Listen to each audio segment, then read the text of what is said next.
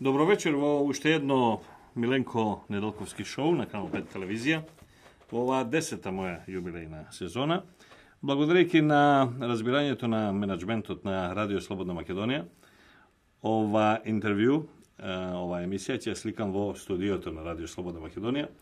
Меѓу другото, или пред се, заради преубавата слика што се гледа позади пред ова, да ја наречам шофер шајбна на студиото од радиото и преубавиот лик на максимално разубавената, естетски разубавената влада на Република Македонија, која се наоѓа зад мене, па така да студиово реално и го гледав, преска гледав на камерата кога се подготвуваше овој сетот, личи како оние телевизии американски, CNBC и така натаму кои ги прават програмите кои се практично на улица, па народот проаѓа и гледа.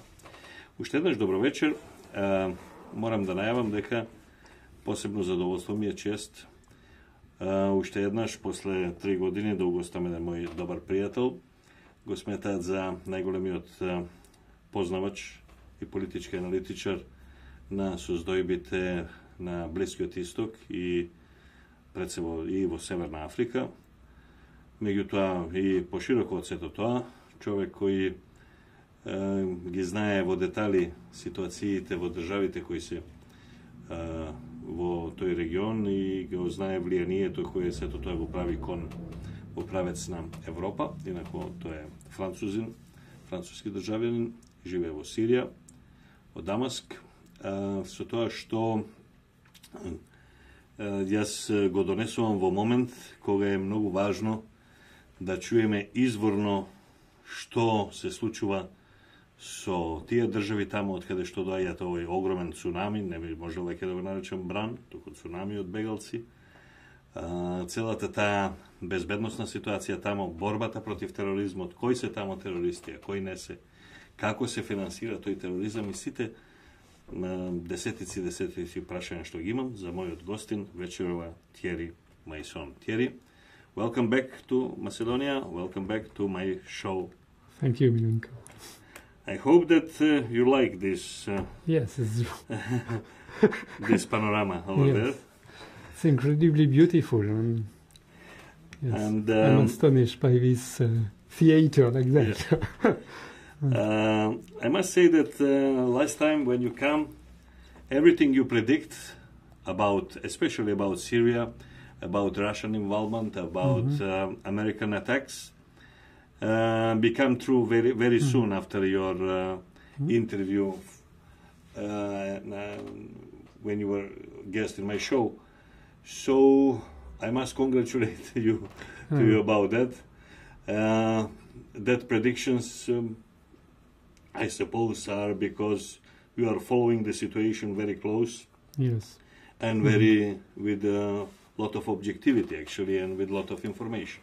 I hope to be objective, but in my predictions, something was very slow also, because I was predicting the involvement of Russia very soon, and they need, in fact, 2 years more to prepare their army. But it was an astonishing news when they enter in Syria, because they have really new weapons, and these new weapons are more powerful than the NATO weapons. So since 1 month, NATO is no more the first military power in the world. It is Russia. And not United States? No, not the United States, not NATO. When we discuss about this matter, Yes. I was thinking about what military and politically analysts from Belgrade, also my friend Miroslav Lazanski, told me 2-3 weeks ago in Belgrade that after 7th of October and missiles which were fired from Caspian Sea, everything is different on the military level on the world. And I was thinking about that, but you just told me that not that weapon. There is another weapon which Russians shows and which Western world, NATO countries, United States especially, are afraid and they have no answer on that. And please, Yes. in detail, can you explain to my spectators what is that actually? So probably you know that last year in the Black Sea, a Russian plane come over a US spy boat, and suddenly all the communication and commands of the boat were neutralized. So this plane 12 times simulate an attack against the boat, and the boat was not able to contact his headquarters, and he was not able to activate his own missiles. All the electronic devices were blocked. All was blocked. So it was a terrible surprise for the US, but it was a small event inside the Black Sea. But when they arrived in Syria, they installed the same weapon, but with Radius. with a new dimension.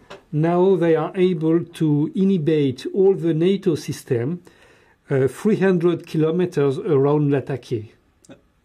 So that means radius of radio and commands. A radius of 300 kilometers. That means 300 and 300, 600 actually. Yes.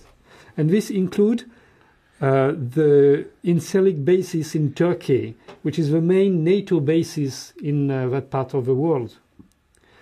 So they are blocking what? Everything? All the communications and all the electronic commands.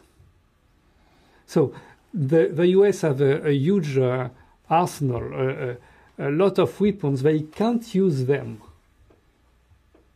So they are no more the first power in the world, because they can't use their own weapons. This looks like a science fiction movie. Yes, of course, but this happened. And that means that the other forces, NATO, Turks, or Israelis, or Americans, they are not able to communicate between themselves in this 300 kilometers radius. Yes. And they are not able to use their electronical devices as weapons, as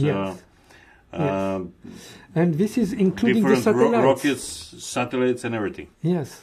It's like an umbrella. That is the umbrella, not the George Bush umbrella. Yes. And when they... And they don't have an answer on that? No, they said nothing. They only create this system. And at the same time, they deploy the same weapon in Crimea and in... Russians deployed that in Crimea and in Kaliningrad. On the North Sea. Yes. Okay. So on the...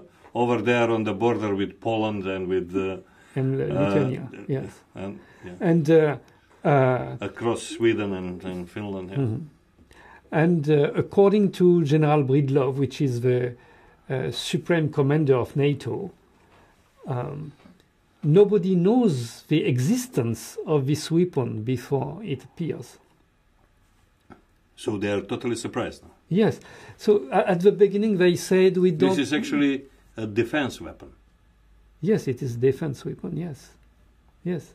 But at the beginning of the intervention of the Russian army in Syria, NATO said we are not sure they will have a lot of planes and helicopters. Yes, they are not sure. They know nothing, in fact. They know nothing. What is happening in Syria, they know nothing now. Because of this umbrella. Yes.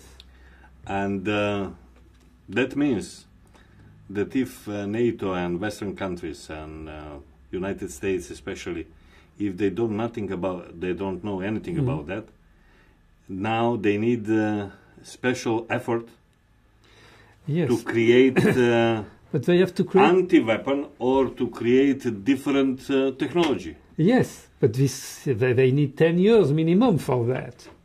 This, I must say, Thierry, this looks like Star Wars or something. Yes, like but it is. And nobody knows. You know, the US, they have a huge spy system, and they were surprised.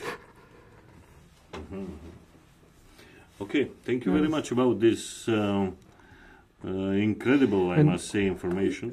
Right now there is a big fight inside the US administration how to react to the Russians.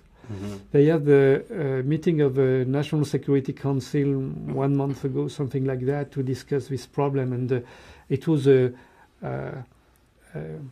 big divide between them. Some of them, like Samantha Power, the US representative to United Nations, was explaining that they have to show the muscle and to put out this Russian and so on. And other people like Robert Malley, which is the responsible for the Middle East in the National Security Council, Robert Malley said, no, we have lose. So we must be realistic and we must make a compromise with Russians. What do you think? Why they didn't why Russia didn't use that weapon earlier? In Gaddafi case, for example. Oh, certainly. At that time, they don't have this weapon. And during the Libya war, Vladimir Putin was not the president of Russia. Okay, thank you very much for this. I would like we to start actually discussion with explaining what kind of state is Islamic State. What are they and how they finance themselves.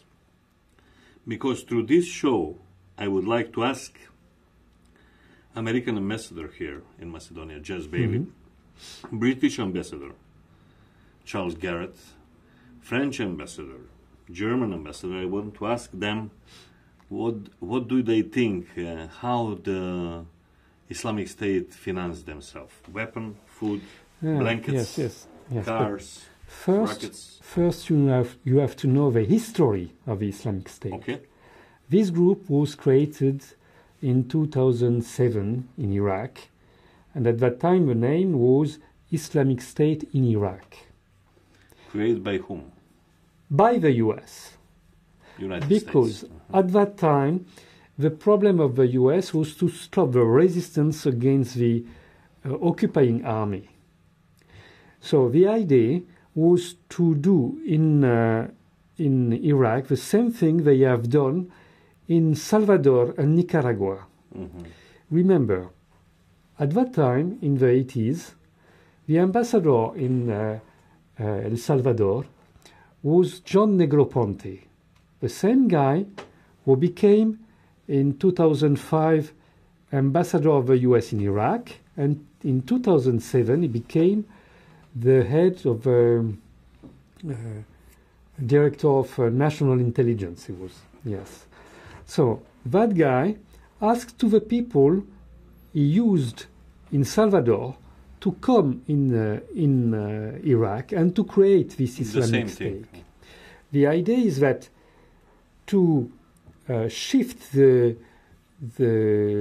anger of the people against the occupying army, they will create a Sunni organization fighting against the Shias, and they will create also a Shia organization fighting against the Sunni. And at the end, each of them will be occupied to a civil war and not to resist to the occupying army.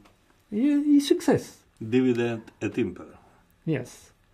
And the head of the US Army at that time in Iraq was David Petraeus, General David Petraeus. Now the director of the newly opened TV station here, N1. Yes. Which is European CNN. Yes.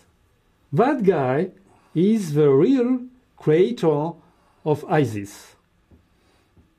And right now, that guy is the main leader of the opposition inside the US against President Obama. So that guy with... So Petraeus is against Obama? Yes. You have to remember that the day after the re-election of President Obama, David Petraeus was head of the CIA, and he was arrested in his office by the police.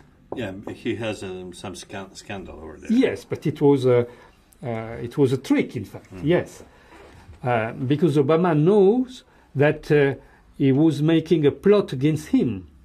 So now General Petraeus is the advisor for geopolitical strategy for one of the main financial funds in the US, KKR. They have a budget quite $100 billion per year, so they can do what they want. Yeah, with that kind of money. Yes. So that guy was a few months ago in Iraq. He made a lecture and he said we have to sabotage the treaty between the 5+1 and Iran, and we have to support Daesh, which is our allies. He said that. It's so clear. So that Islamic State are his allies. Yes. Yes. And you have to remember that the friends of David Petraeus, like, for instance, the head of the Senate Committee for Armed Force, John McCain, said that he is in direct contact with Daesh. He said this on the TV, that he is in direct contact with Daesh, and that Daesh, these people are his own heroes. He said that. The heroes of that guy. So, that's the first thing. The second thing is that now Daesh, the ISIS, is supported by few states around. Saudi Arabia, the Emirates, in fact, because the Emirate of Sharjah, one of the 7 Emirates, is a Wahhabi state, and Turkey. So these 3 states are funding this operation, and that's also an investment, because they have a return for this investment, now, and they are giving them new weapons, and you can't bargain with that. For instance, now the main resources of Daesh is first oil, second it is drugs, but not drugs from Iraq or Syria, drugs from Afghanistan. Yeah. Yes. Opium, yeah. Yes. And third, that's the antiquities. Okay. The oil, everybody knows that they are stealing the oil, and they send oil through Turkey to Europe. So they took the oil. Yes. Stealing. Yes. The oil, somebody else's oil. Yes. Putting in the trucks. Yes. And forwarding to Europe through Turkey. Yes. So that means that. But the Turkish government accept this. For the Turkish government, if they said no more tank trucks on the border, it will stop immediately. But you can go at the Turkish border and you will see that's incredible. On this way, there is a big line of tank trucks. And we know that the Bilal Erdogan, the son of President Erdogan, is the head of the system. The son of newly elected President Erdogan? He was not elected. The election was totally fake. But okay, the new president, but he was not elected. Okay, we will speak about that elections, but the new president, the new president, the same person, yes. His son is in charge of transportation for the oil which belongs to somebody else, but to Iraq and Syria. To Iraq and Syria, but ISIS is selling that to Western Europe. Yes. I must say, Thierry, okay, son of Erdogan is that, and Turkey is that, but after Turkey, that trucks must go in some other countries, you know. Yes, in fact, you need to make documents for import, export, okay. and so they put lot of certificates and everything. So they put them on boats. The boats are going to Israel. In Israel, they make fake certification of origin, and all the things are going to Europe. And everybody knows. Everybody knows. So when they said we are fighting against Daesh, it's ridiculous. They are organizing terrorism. Mm-hmm. And not to forget about the Turkey, the elections were a few days ago, actually, yes. Several weeks ago. Do you have your conclusion about the elections in Turkey? First, now Turkey is a dictatorship, no more democracy. That's very clear. During the dictatorship. Yes, during the electoral campaign. This electoral campaign. Yes, about 2,000 people were killed. 2,000 people during the electoral campaign. They used some. The army enter in some villages and they kill the people in the villages because they are Kurds. That's all. Mm-hmm. They close different medias, including TV stations, mm-hmm. big newspapers, mm-hmm. because these media are talking against the good President Erdogan. Mm-hmm.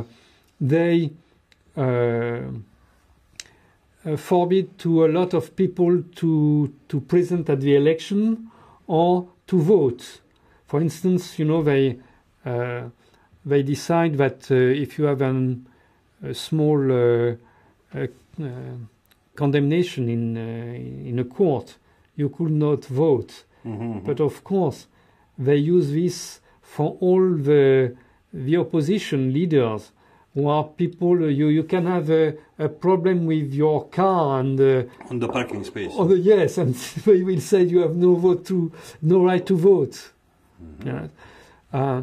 And they receive a lot of observers from the OSCE or good OSCE, mm-hmm. and also from the Council of Europe. And these people see that all was correctly organized in the voting stations. But 2 hours before they close the voting station, they ousted them. So they have the time to create what they want. Ова, почитувани гледачи, само како показател за оние што за време на вечерта во неделата се радуваа во старата Скопска чаршија, меѓутоа како и показател за човекот кој од Македонија прв им честита, а тоа е председател Ѓорги Иванов и неговиот советник за надворешна политика Ивица Боцевски, да добијат од прва рака информација каков демократски процес се одвивал во Турција, на кој начин Турција го помага ИСИС и на кој начин Турција собира екстра пари за да може да ја финансира својата исламска агенда на целиот Балкан за повраток на Отоманската империја во овој дел од светот. You understand a little bit yes. What I told to my audience. Okay, we are going now around Syria. Yes. Situation in Saudi Arabia, in Emirates, situation in Lebanon. Mm-hmm. Can we explain a little bit? So first, right now, because of this war, there is instability not only in Syria but also in Lebanon. You have a lot of big attacks in Lebanon, and probably you will have also big attacks inside Turkey. Mm-hmm. Because when you are playing with terrorism, it's always impossible to strictly direct it. Mm-hmm. To control it, yes. Mm-hmm. And also you need to use terrorism against the people who are supporting the states against terrorism, especially in Syria.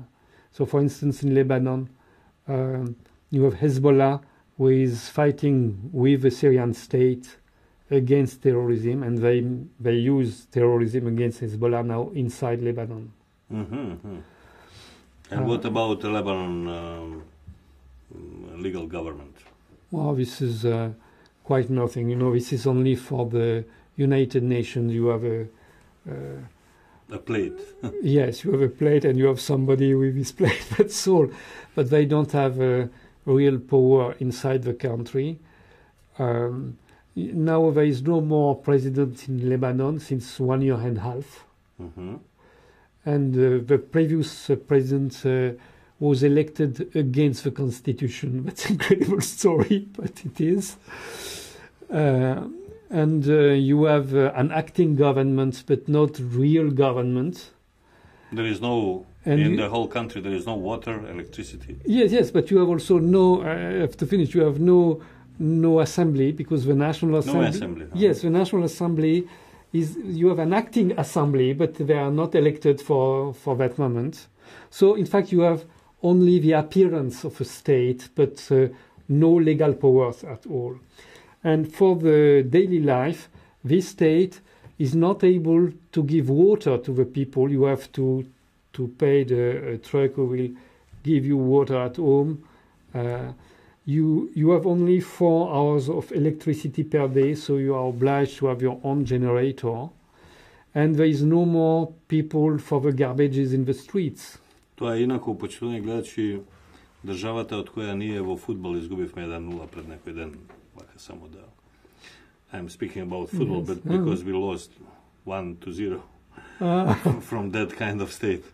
But in Lebanon, not from the state, from the people. From the people, yeah. That's it. But actually, the only real power on the ground over there is Hezbollah. Yes. They are taking care about the people, actually. Yes, and in half of the country, the roads are built by Hezbollah. Everything is built by Hezbollah, not by the state. And that's why they are enemies to Israel. And they are resisting to the Israelis who try to invade this country a lot of time, and they are already occupying a very small part of the border. Yes. Okay, and the situation in those countries like Saudi Arabia and Emirates? So the Emirates, I think now it will be no more a problem, because they are trying to be no more involved in this system. But it is complicated for them because of the Sharjah Emirates, as I said. But for Saudi Arabia, it's horribly complicated, because when the last king was dead, the US organized a succession, and during the night of the death of the king, they changed all the leaders of the country. So now you have only a very small part of the Saud family at power. And this is very new in Saudi Arabia. Until now it was a collegial government. So probably the two main others part of the family will organize a reaction against the new king. This new king tried not only to continue the war in Syria, but also to create a new war in Yemen. And it is a big failure in Yemen, of course. Right now, they, at the beginning they create this common Arab force to invade the Yemen and to bomb the people in Yemen, saying we want to help the presidents to go back in this country. But in fact, the only mobile is that they want to exploit the oil in Yemen, because most of the oil in Arabia is going down now. So They want to conquer the oil in Yemen. And in this Arab force, they use first the Emiratis, who are now officially withdrawing from Yemen, and they use the Egypt army also, because that's the biggest army in the Middle East, and because Egypt has no more food at all, and they were obliged to bargain money from Saudi Arabia to pay food to their people. So in exchange they send the army in Yemen. Mm-hmm. But since 2 or 3 weeks they retreat silently from Yemen. Mm-hmm, mm-hmm. So the Saudis were obliged to ask to other countries to send new fighters. They received 6,000 fighters from Senegal. From Africa. Yes, they asked also to Sudan. And now they are asking to Mauritania. Mauritania, okay. And they paid also Academy, the new logo for Blackwater. They paid Academy to engage new fighters from Colombia, from South America. South America. Yes. So in fact, it's a big disaster for them in Yemen. And the Houthi people in Yemen try to attack the air bases inside Saudi Arabia, and the army of Saudi Arabia led the bases, and they go away. Because in fact there is no real army in Saudi Arabia. All these people are mercenaries from other countries. Mm-hmm. And they will not die for the oil, for the king, of course. And so I think that the political situation in Saudi Arabia is very unstable.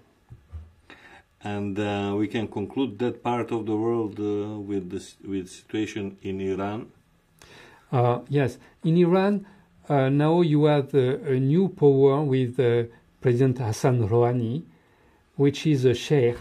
He's a member of the clergy, and is acting for the clergy, not for the people. That's very, very clear. He is not like Ahmadinejad. Absolutely the opposite of Ahmadinejad.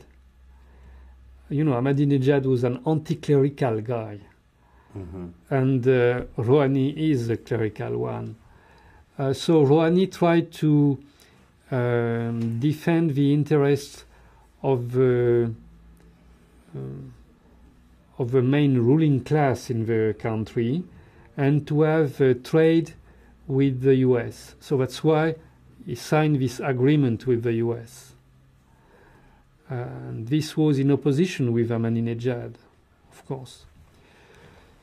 But Iran is still the main sponsor of Syria to survive. Yes, because like the president has only a part of the power.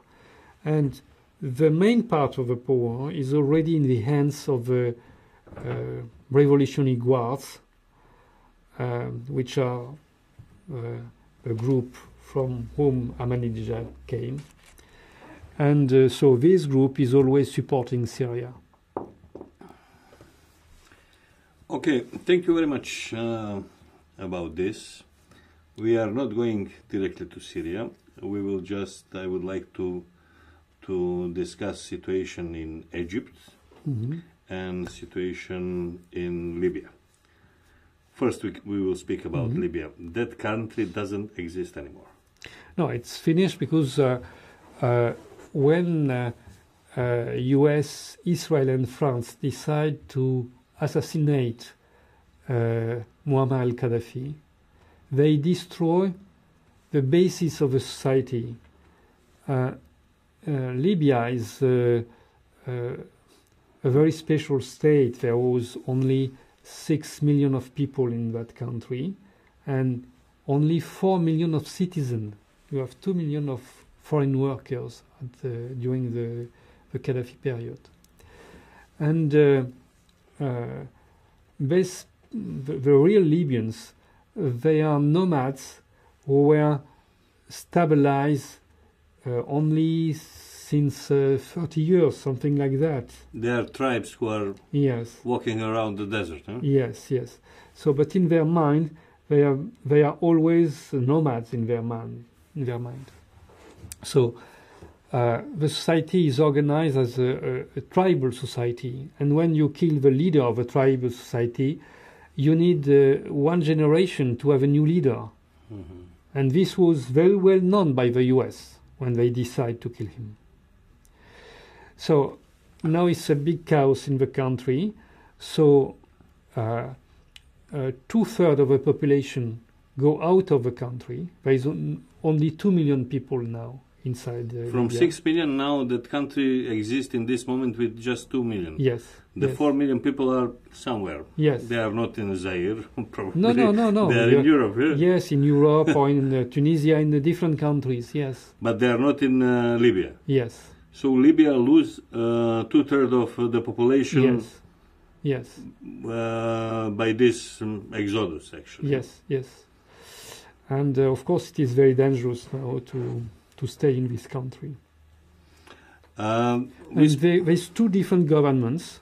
Mm-hmm. One in Tripoli, and this government was created by the former people of Al Qaeda.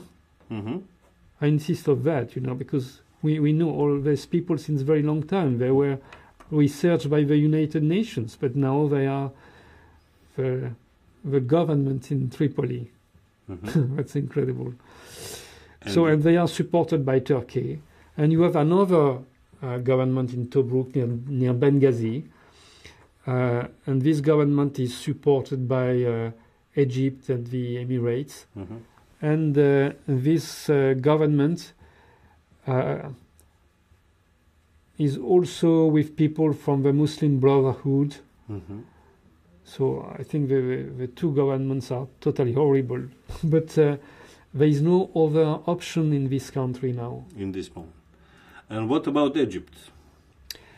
So Egypt is on a age of collapse, actually. No. In this moment, no? No. Egypt is resuscitating now. Uh-huh. Because during the last years, and especially since 2008, Egypt was totally absent from the international scene because of its food problem, which was really organized. It was a way to destroy the country, at first to destroy the agriculture. But as at the same time they have problems with tourism, they lose all the resources of a country. They have very big problem to give food to the people, and some people die of starvation. So when the US organized the collapse of the secular government of General Mubarak, they put at power the Muslim Brotherhood with Mohamed Morsi. So you have to know that the election was a fake one, and all was fake in this story. And there was no revolution at all in Egypt, like in Libya. This was a coup d'etat by the Muslim Brotherhood, and with the help of the US. But at the end, the people react, and they ousted Morsi with the help of the army, who performed a coup d'etat. But during this coup d'etat, the army was supported by all the political parties of the country except the Muslim Brotherhood. All the political parties, from the left to the right, from the seculars to the religious party. Because the Muslim Brotherhood exploit and destroy this country. They privatize everything, and they want to privatize also the Suez Canal and to give it to Qatar, because Qatar at the time was the sponsor of the Muslim Brotherhood. So right now, the new government try to find new resources. So first they beg resources to Saudi Arabia, and I said they go to Yemen to have money as mercenaries for Saudi Arabia. Half a century ago, Russians helped actually to yes, Gaddafi. Yes, yes. But a few months ago, an Italian company discovered a lot of oil in the Mediterranean Sea, in the Egyptian Sea. Mm-hmm. So it is clear that in the next years, Egypt will have very big resources. And they are now able to make loans because of that. So that's why they withdraw from Yemen, and they will come back in the international scene in the next months. You think that they will come back on the scene? Yes, yes. Like in the time of Gamal Abdel Nasser. Of yes, Nasser. Yes. Yes. Mm-hmm. Okay, thank you very much for this part. Now, you realized you were on a big discussion meeting in Berlin Yes. 10 days ago, Yes. 2 weeks ago, about immigrants, about migration, about all those people who are traveling. It's very difficult to decide if they are refugees or if they are immigrants or if they're terrorists. Everybody is in that mass of people. First, and all the mainstream media in Europe, including on Balkans, when we are speaking about the immigrants and the refugees, first state we are looking to is Syria. Mm-hmm. Syrians are coming, Syrians are this, Syrians are that. How is situation looking from that side, from Damascus? How many Syrians went out? First, the refugees who are coming in the European Union are mostly from non-Syria, non-Iraqi, non-Afghan people. 4 people are outside are coming from non-war country. Non-war country. Yes. The Syrian people are between 20 and 25% of the refugees, no more than that. Of course, when the German government opened the doors and said everybody is welcome, a lot of people from very far away are going immediately to this very rich country. And Europe is like an icon for yes, especially for the poor countries. Yes, by the past you want to go to the US, now you want to go to Germany. Mm-hmm. Because if you are in some country in Asia, yes, and you know about Germany only by TV, yes, and documentary and movies and nice music and girls and so on, yes. So you have imagination there.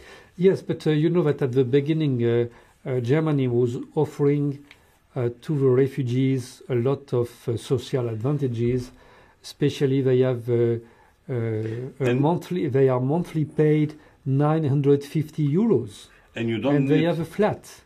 And you don't need to be in war. No, you don't need the war to No. want to go to No. Germany. Yes. So when they decide to open the doors, of course everybody came. But you have, as I said, between 20% and 25% of Syrians. How many Syrians left Syria? So officially, Okay. you have 4 million of Syrians outside the country, which was 23 million people at the beginning. but certainly there are more people outside the country.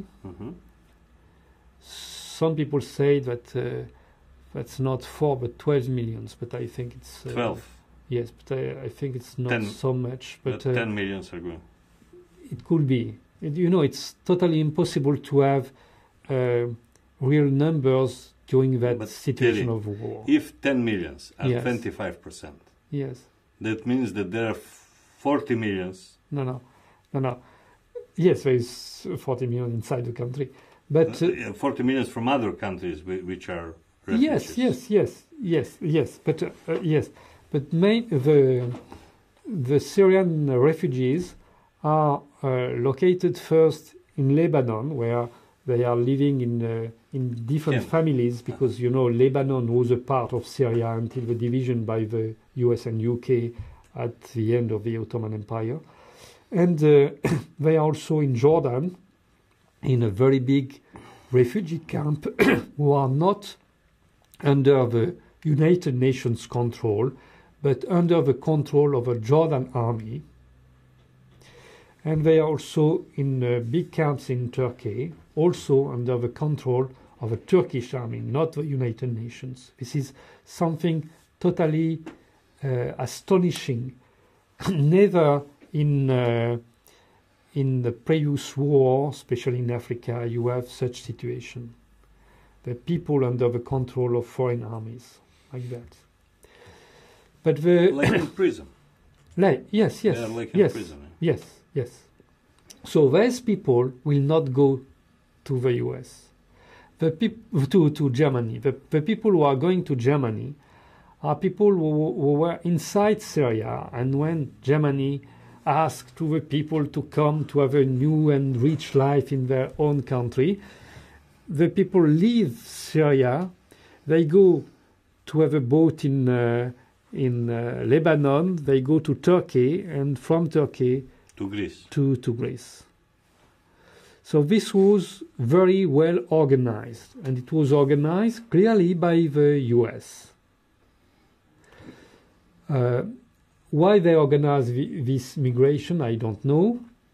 They have done a lot of researches in the 10 last years about how to use migration as a tool in war, as a weapon in war.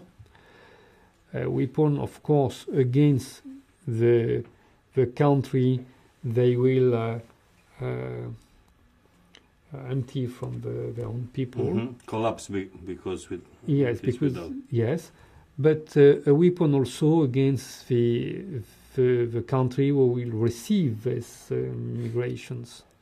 So it's clearly for the US a way to weaken the European Union. But this migration was also the will of Ulrich Griot, which is the head of hard industry in Germany.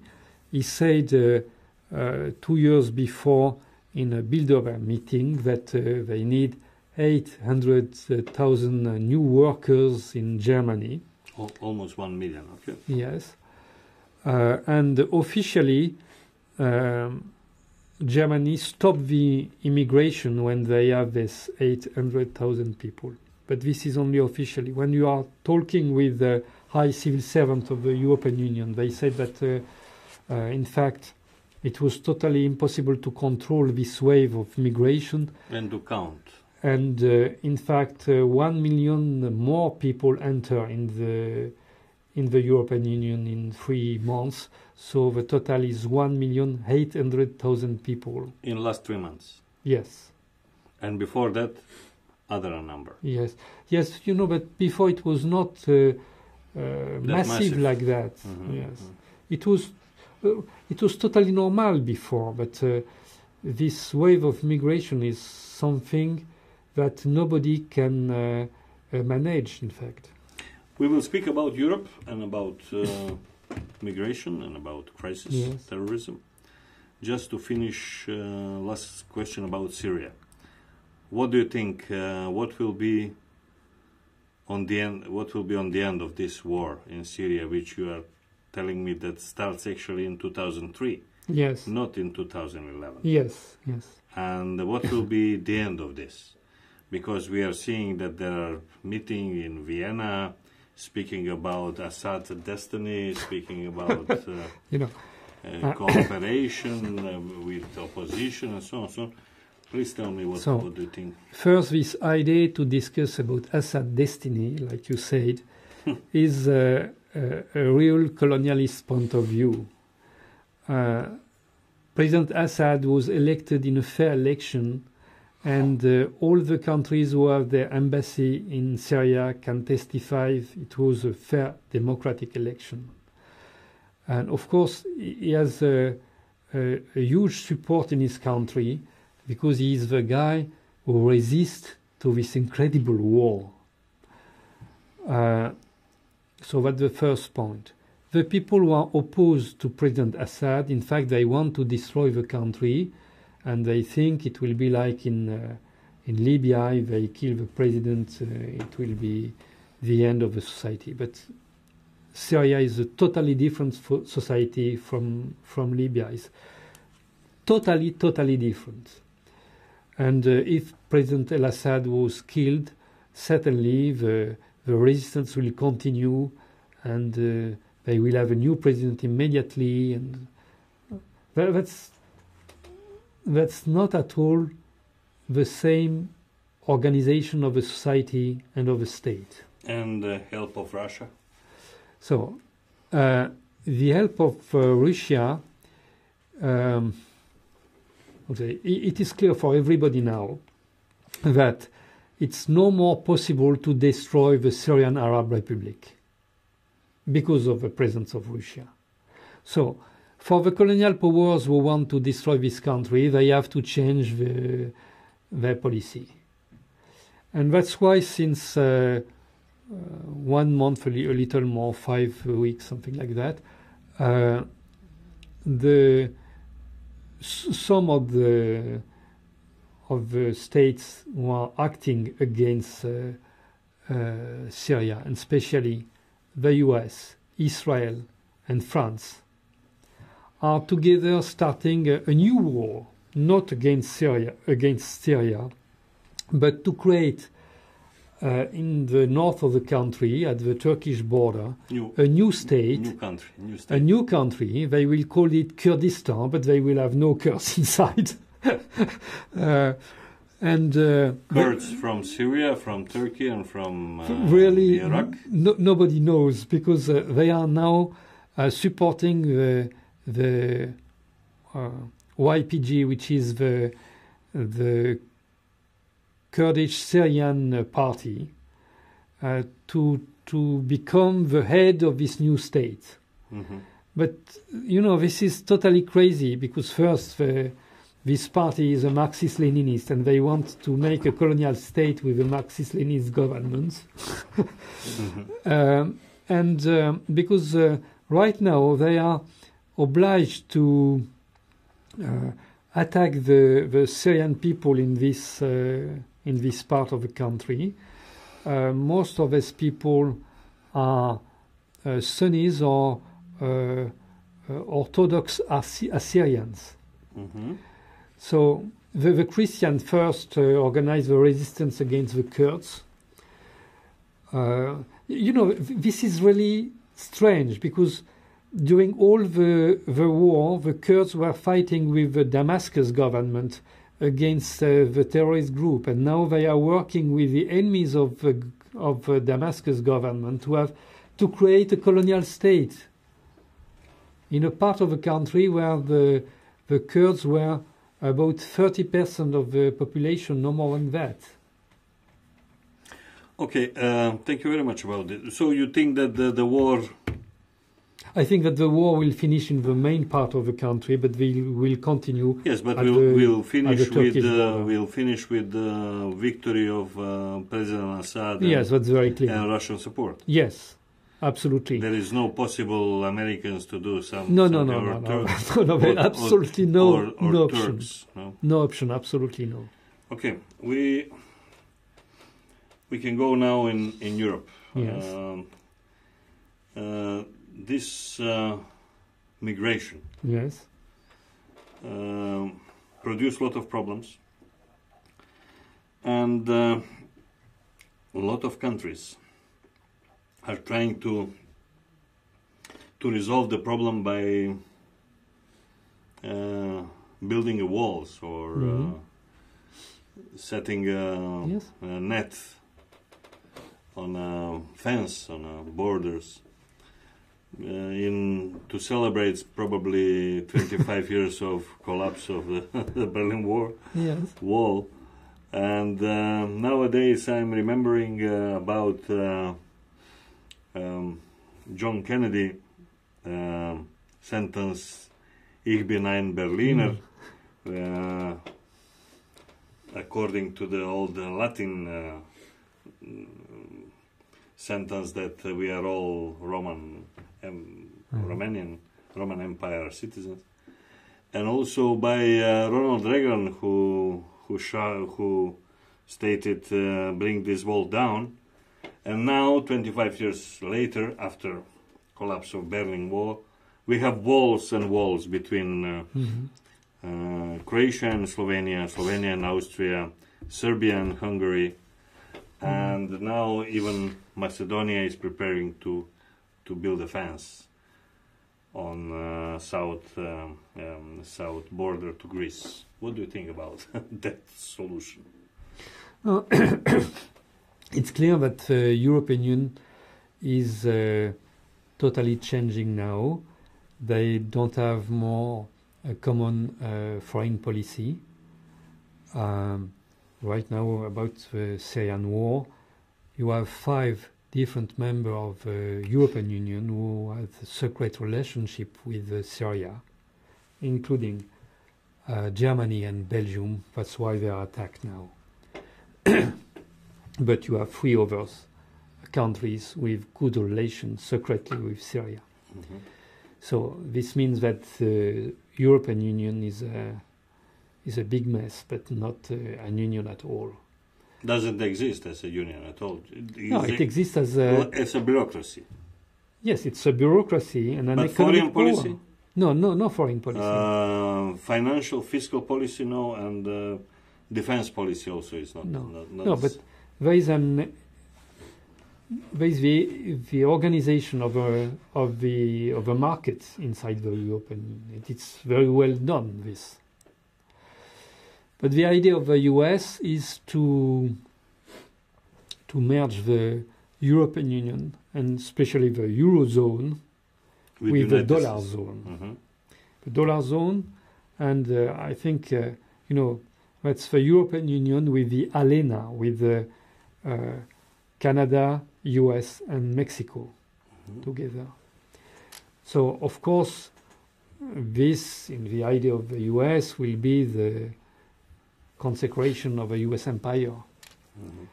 And right now the European Union is talking about this conjunction of interests.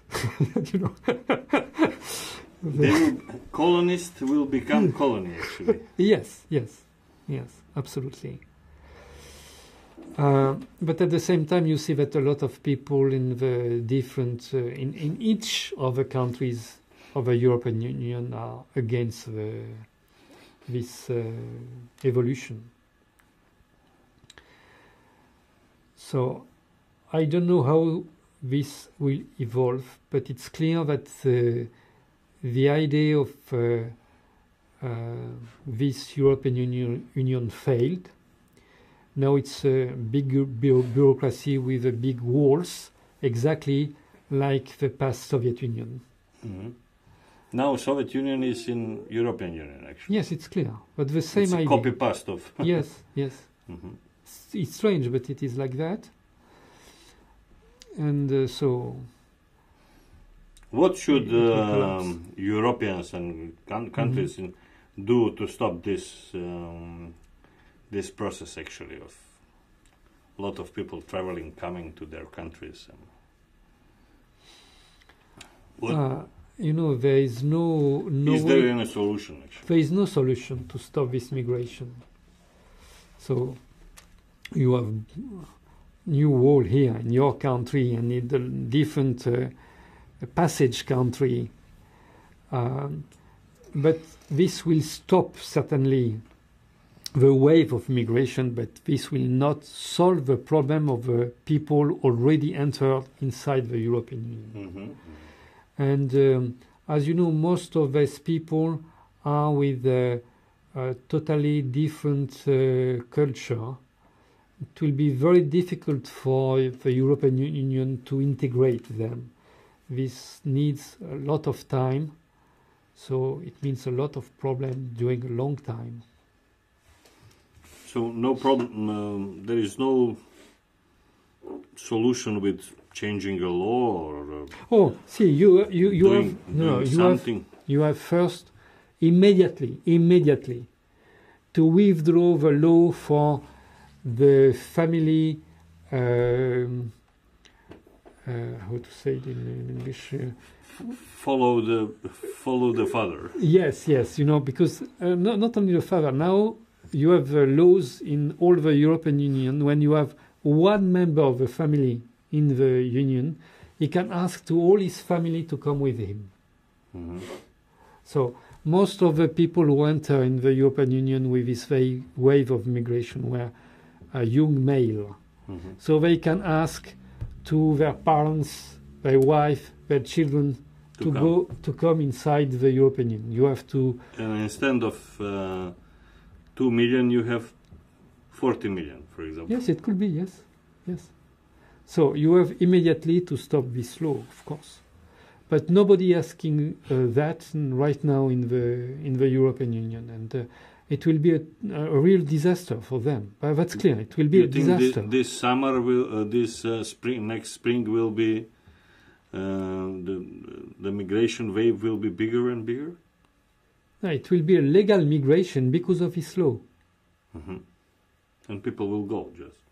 Yes, they have the right, according to the European laws, they have the right to come legally inside the European Union if one member of their family is already there. Okay, tell me, some of those people are, or most of them are terrorists, or some of them are terrorists. What do you think about this terrorist attack? So, first, I think that in this wave of migration, this idea that you will have terrorist people inside, of course, you have 1,008,100 people. You have certainly some terrorists inside, but there are exceptions, total exceptions. The real terrorist danger, the threat in the European Union, is people from the European Union, not from outside. And you have seen this attack in Paris. All these people are from the European Union, not from outside. From Belgium, from France. Yes. Okay, there are several which travels through from Greece, Macedonia, Serbia, Croatia, 3 or 4 persons which are, but head of the operation is from Belgium. Yes. And what do you think about those terrorist attacks? Why it's happening? Why it's so gross? And does those security forces of France or of the European Union?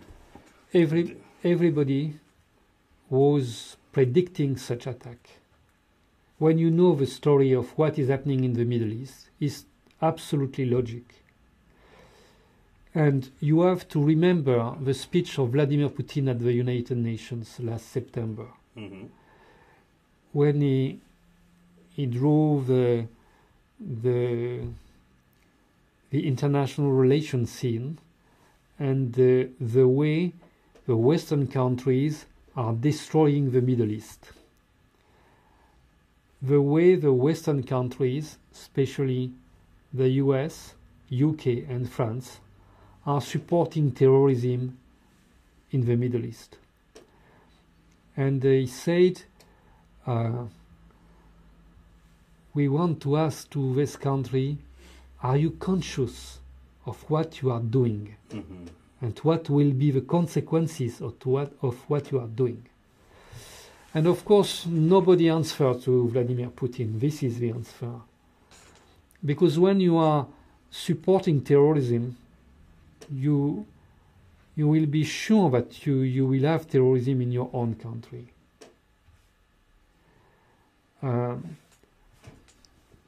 This is like mafia. When you are dealing with mafia, you became a mafia member, and you will have problem with all the others mafia members. So France is now the most involved country from the West inside the terrorist organization. And now Al-Qaeda in Syria, I call it Al-Nusra, Al-Qaeda in Syria is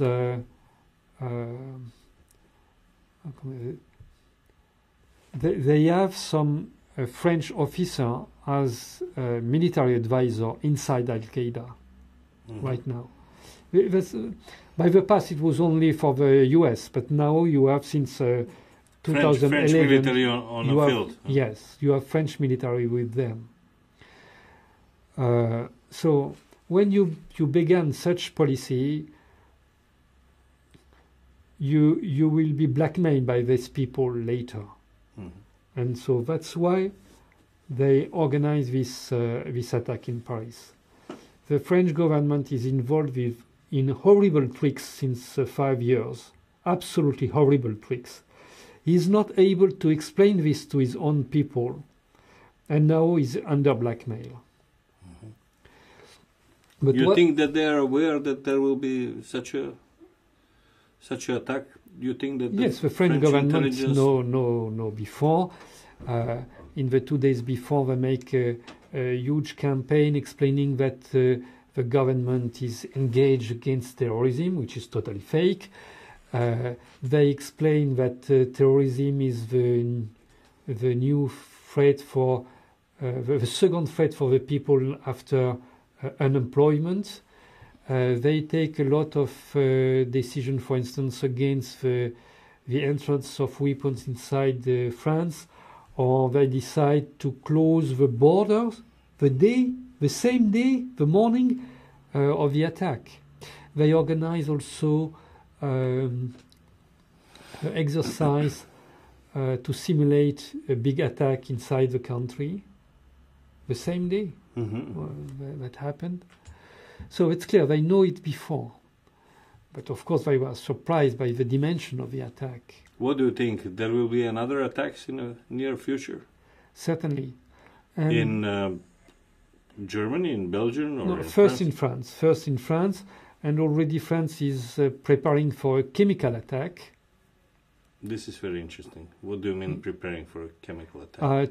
2 days ago there was a 2 days ago. Yes, there was a decree or decide to send anti-poison how to say some medicine to all the emergency hospitals. And it was as a measure for it's a military measure. Military measure against a terrorist attack with chemical weapons. Yes. I can understand. Yes, I'm understanding. Yes. So they are preparing for the chemical attack. Yes. Not just explosives and bullets. No, and you know that these people said during 2 years that the Syrian government was using chemical weapons, and it was totally fake, because everybody knows that the chemical attack in Damascus was organized by Turkey with the help of Israel and France. But right now, these people, they give them the chemical weapon, and now terrorists have. And now they use this. They try to use these chemical weapons against France. Why? Yes. Because I say to you that France is under blackmail. Okay, tell me,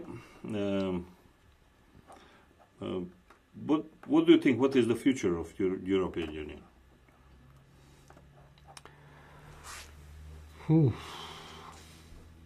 What do you think? Of course. So it can continue to be this big market bureaucracy. It's possible. But also it is, I think that in 2 years you will have a new financial crisis with Greece.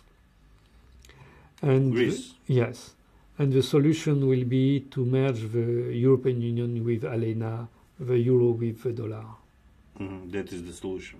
Yes, that's why they give this special loan to Greece to have the time to organize the merge. With United States. And what do you think about the future of United States? It's difficult to know how much time they need to collapse, but it's clear they will collapse. United States? Yes, as a state. As a first world power? Yes, but they will collapse like the Soviet Union, and they will be divided like the Soviet Union. Now you have different powers fighting each other in the US. You have seen that President Obama tried to make peace in Syria since 2012. And each time that John Kerry negotiates something, it was destroyed by another part of the administration the next week. So John Kerry is a funny character, you know. He is speaking one today, another thing tomorrow. Yes, but in fact, he has no power. That's reality, you know. He is not a decision maker. There is no more decision maker in the US because this country is totally divided in different factions, and each factions sabotage the policy of the other. So I told you about David Petraeus. That's incredible. That guy now is the head of the ISIS and of a TV station. Yes, and a TV station here. And so what that means for the US, they said we will fight against terrorism, but terrorism is inside our own country, you know. So there is no solution for that. Of course, Obama tried to recover his power, but I don't think he will success for that. And because we discuss about United States, what is you're thinking about Russian Federation? So the Russian Federation was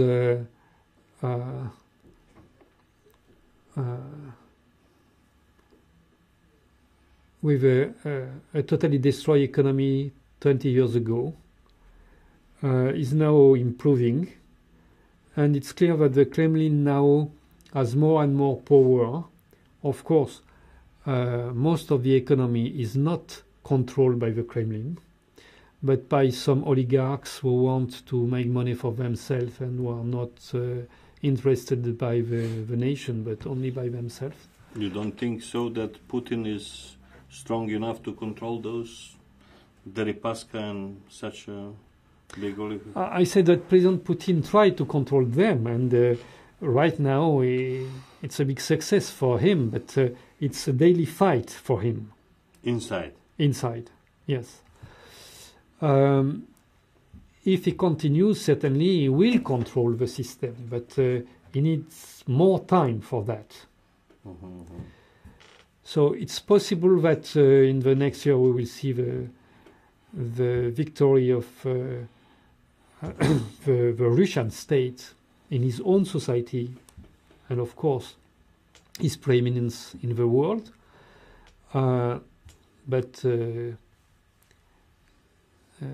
they need more time to fight inside. That means, and okay, that is fight inside, and what is about fight they are doing in, what is about, okay, Crimea is already finished, but Eastern Ukraine? So right now, President Erdogan from Turkey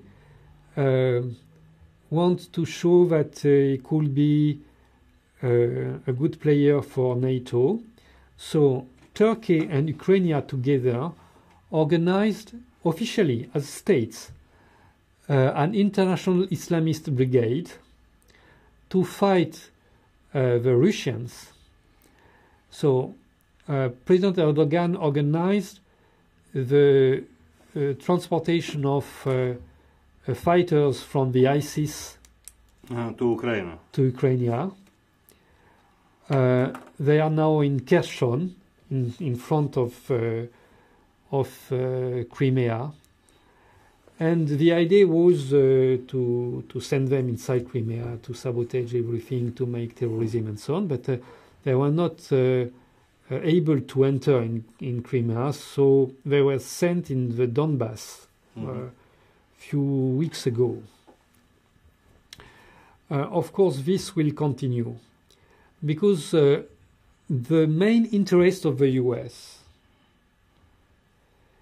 to keep the international advantage, the global advantage they have, is to control the international trade by the oceans, and to be sure that never Russia and China will be able to build roads on the continent.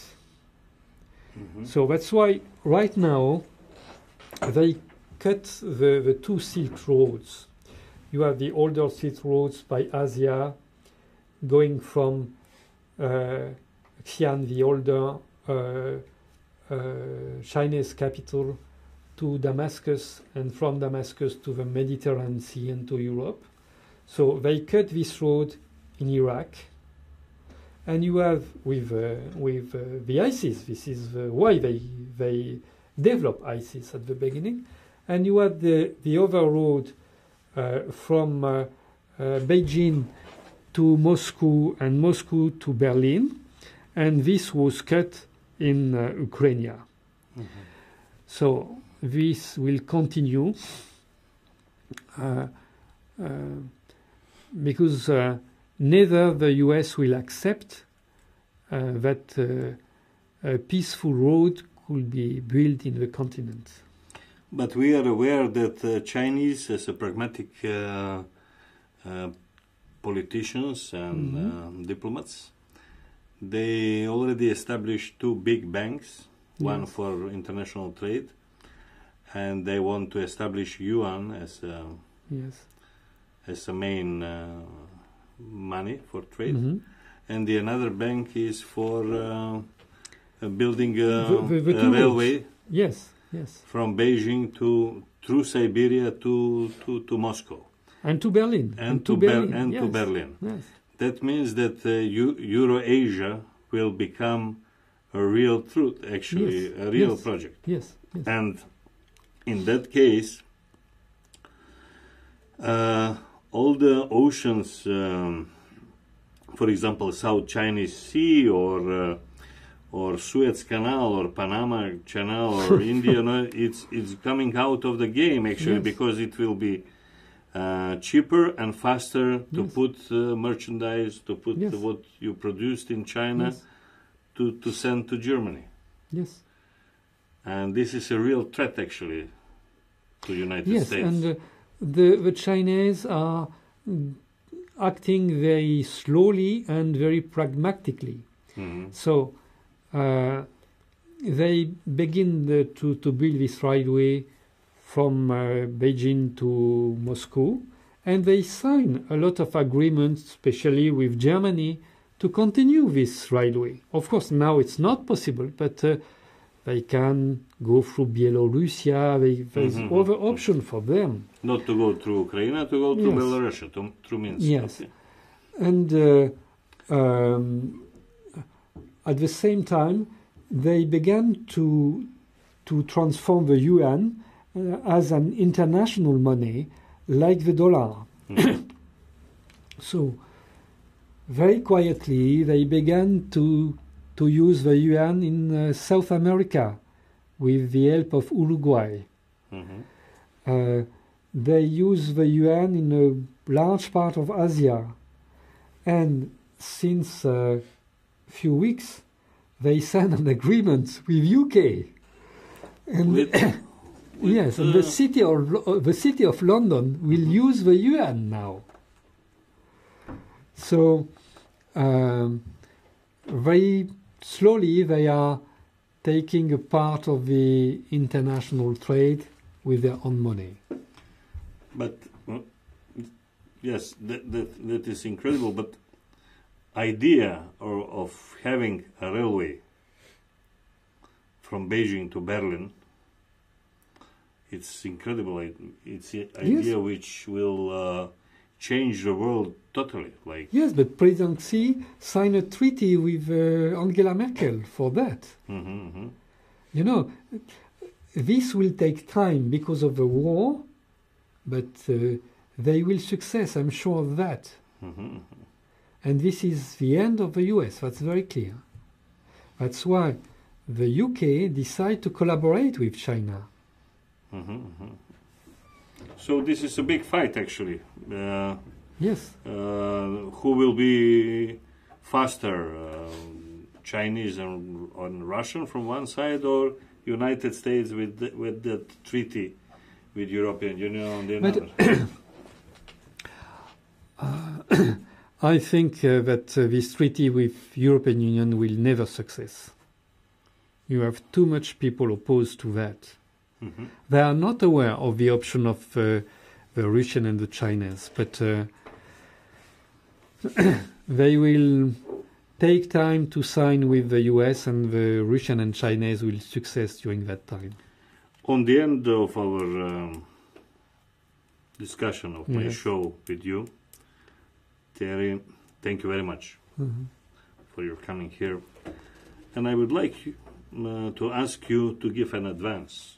An advice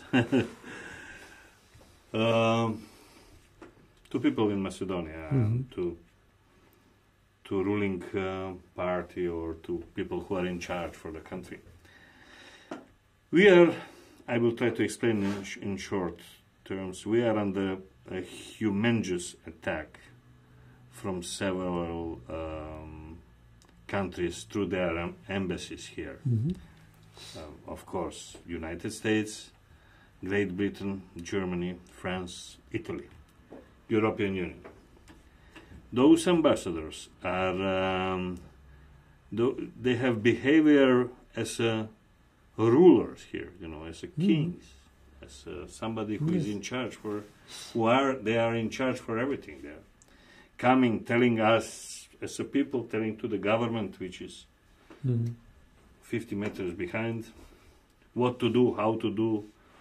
They are changing will of the people, which was shown on the democratic elections in last 10 years. They are changing our democratically elected ideas what to do in the future. And we are under humongous pressure, we and our government. On the other side, there is no other force which will be a little bit, how can I say, some kind of ballast. We are just alone as a small country against a humongous monster from Washington and another monster from Brussels, and we 2 million people here in Macedonia. And we are in a very bad situation because of that. Yes. So I have no advice of what you have to do, but you have to analyze more precisely your own situation. And right now, you are totally blind, because right now you are thinking that this group of great nations who are pressuring you is a current alliance, and that's wrong. Of course, you remember the NATO attack against Yugoslavia, but this time is finished. In the next years, the political division of the European Union will become a political war inside the European Union. Between themselves? Yes. They will continue to be a great market, but on the political level, they will confront each other. Especially, you will have a big confrontation between France and Germany. Once again. Once again. Because yes, but because the European Union was created by the US to finish this opposition between these two countries, so they create this model of union, but they never solve the problem between the two countries. And when the European Union will begin to disagree, and it is beginning to disagree now, this opposition will restart.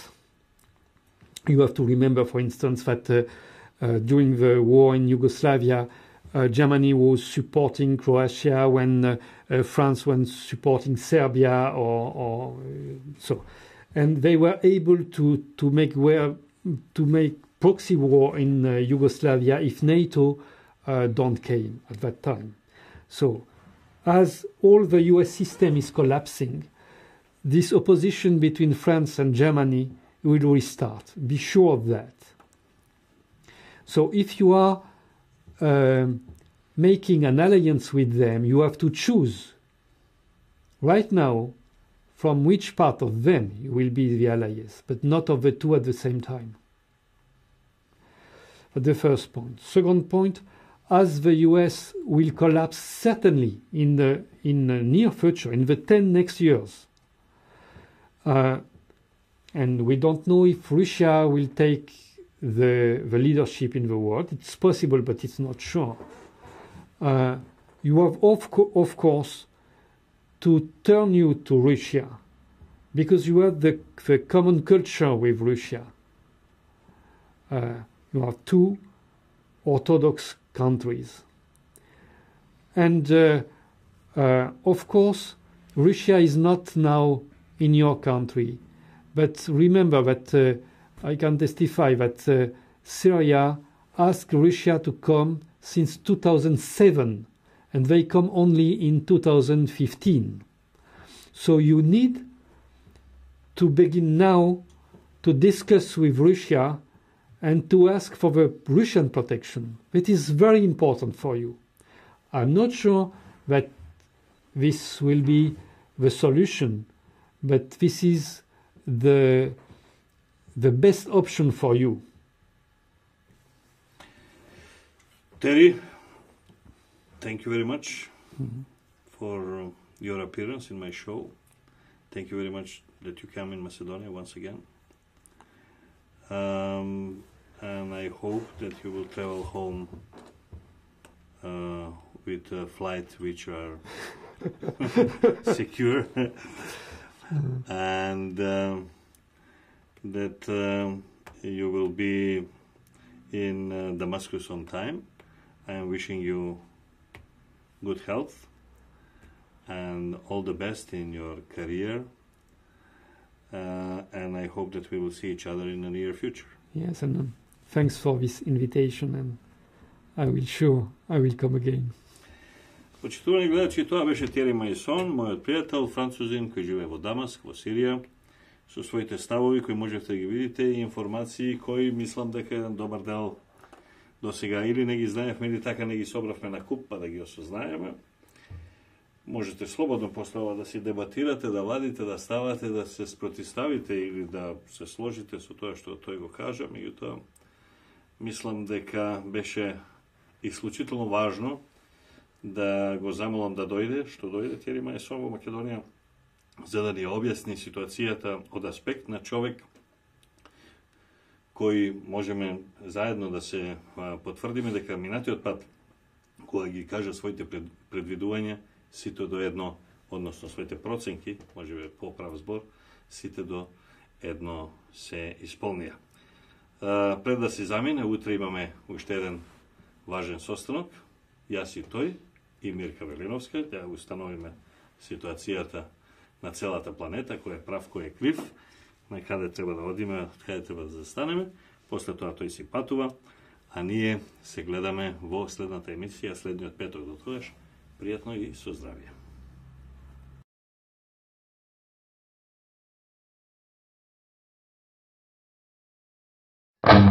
Thank you.